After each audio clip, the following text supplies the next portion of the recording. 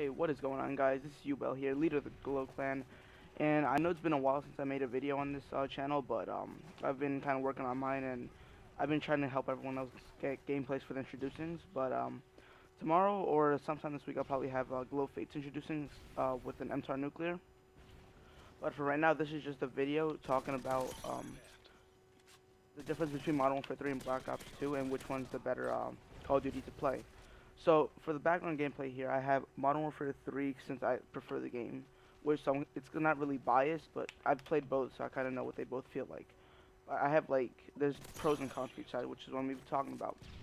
Um, so basically, this is a PM-9 double MOAB that I got yesterday. I have an MP7 MOAB too, but that's gonna go into my personal channel, which I'll put in a link down in the description below. But this is a 100 plus double MOAB PM9 MOAB, and PM9 MOAB is kind of impressive to get, especially double, just because like it's a PM9. No one uses it. It's really a bad. It's one of the worst, like one of the bad SMGs. I'm not gonna say it's the worst because I got a double MOAB with it, but I'd say that like based on like the other SMGs like the MP7 and the PP901 and P90, this is one of the like not the better ones. Alright, so basically I use Silencer Extended. My class setup was, well no, my perk setup was Scavenger, Hardline, Stalker, then Specialist, Slide Hand, Blast Shield, Marksman, I believe, yeah. So basically, 5 Moabs were called in this game. Glowfake got 2 with a Scar, I believe, or I forget. But I got PM9 Moab, and then another clan member of mine, Glowfozzy, he got his first Moab on this game right here, which was the Type 25 support only, which is kind of impressive because I've never gotten a support Moab. Well, I've never gone for one, but still, I've never gotten one. But yeah, for the most part, like, first off, we're gonna talk about Black Ops 2. Black Ops 2, in my opinion, is a bad game, but not like the worst. I kind of still like it in a sense, but like, there's too much bullshit that happens in that game. Like, what do you call it?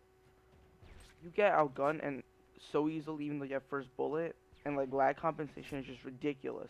You get a nuclear maybe 1 or 2 games in a row, right? The rest of the games you go probably negative by 20 or just almost positive. Like that, like I don't know if that's based on lag compensation or not. That's just the thing I heard from other YouTubers like Whiteboy 7 Street. He made a commentary about a lag compensation theory, but I kind of agree with it because it's kind of true for me.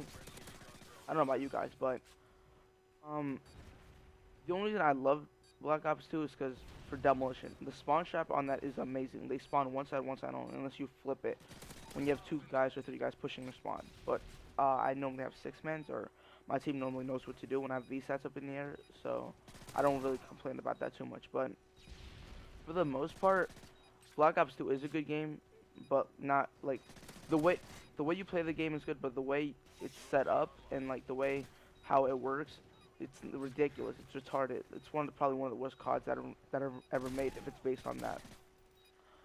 But for Modern Warfare 3, when you play Demolition, there's no exact spawns unless you have map control. There's no such thing as spawn trapping on Demolition on Modern Warfare 3, but it's called map control, which is what I do. Um, for like Modern Warfare 3, like for one thing that'll improve Modern Warfare 3 is if they put VSATs. I know there's advanced UAVs, but that doesn't cut it. Like the only way I can think of forcing an orbital VSAT or faking one kind of is putting an advanced UAV in the air and then just tagging them with a recon drone. That's the only way I can think of it.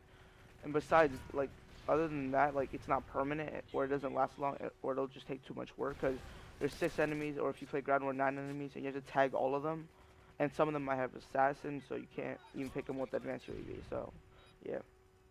But for the orbital VSAT, it's so powerful. Like even though it's 1100 score points, it picks up everybody, even if they have ghost no perks can avoid it. Shows where they're going at all times.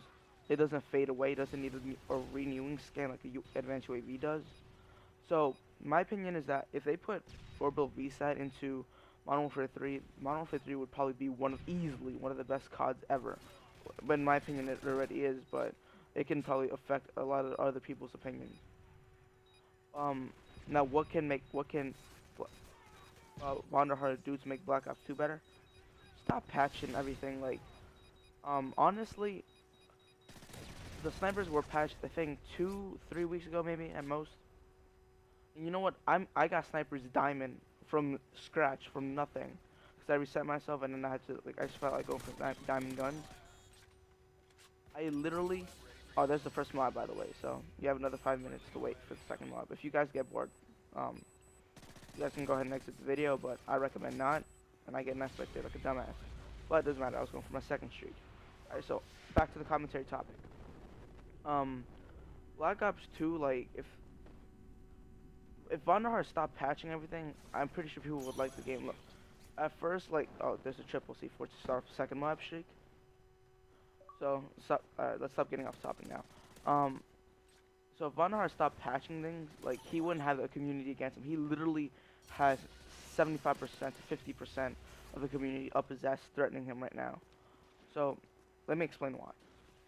When the game first came out, probably some glitchy issues, some boosting lobbies, a few glitches here and there, right? Patch those. I don't mind. I don't use them. But when you patch the guns, that's an issue. When you make the game, you probably make it. It probably takes you 2-3 months to make the game, and then you have like another 9 to 6 months to test the game out. So there's no reason why you should even be patching weapons. Like, if you have that much of a time, you could like probably pay 100,000 or just 1,000 beta players to do what they just like to test the game out, and they'll give you their opinion on it. What's overpowered, what's underpowered, what's underrated, what needs to be fixed, and you can do all of that before the game comes out, where everyone has to complain to your ass about what the issue is.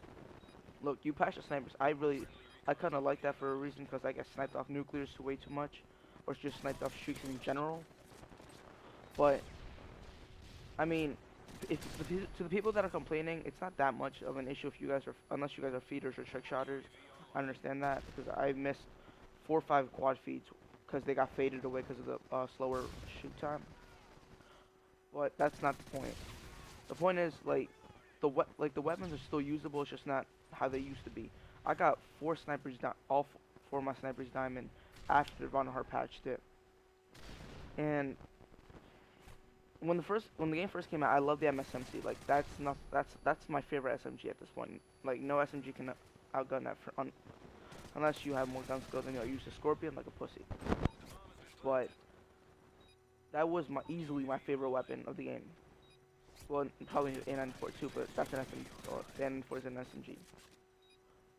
And they patched it 2 to 3 times, maybe 4 if I'm like I remember correctly. And they kept adding kick. They reduced damage. They reduced long range bullet damage. It was ridiculous. You know what? I can still get a nuclear with it. It's not an issue, but I probably get double nuclears if they didn't patch it that much. And like Modern Warfare 3, the only issue I have with it is explosives. Even though you have blast. Oh, same goes for Black Ops 2 as well. But the only issue I have with Black Ops 2 explosives is that when you have flakjack and you throw a C4 yourself, even at a certain distance, it won't protect you from it. You'll suicide. I've died off a few nuclears like that. Well, Modern Warfare 3, it's not as bad, but it's kind of bad. Like Modern Warfare 2, it was full of noob tubes. You can't, like, that's the game I can probably never play or get a nuke on ever again. But Modern Warfare 3, they did patch explosives in a sense, and it was good. Like, explosives were overpowered, weren't underpowered, but if 2 explosives were thrown at you, you died. Like, there's no avoiding it unless you sprint the hell out of there. But in Black Ops 2, you could probably avoid it. You could probably take 4 or 5 Semtexes to the face. And if specialists were added to Black Ops 2, that game would probably be, like, I wouldn't say really good, but good enough, just because of the perks in that game aren't too good either way. Probably like toughness, dexterity, extreme conditioning, tac mask, toughness, scavenger, lightweight, ghost, black jacket. Those are probably the only perks you probably want to run. And there you go, guys. That's the double MOAB.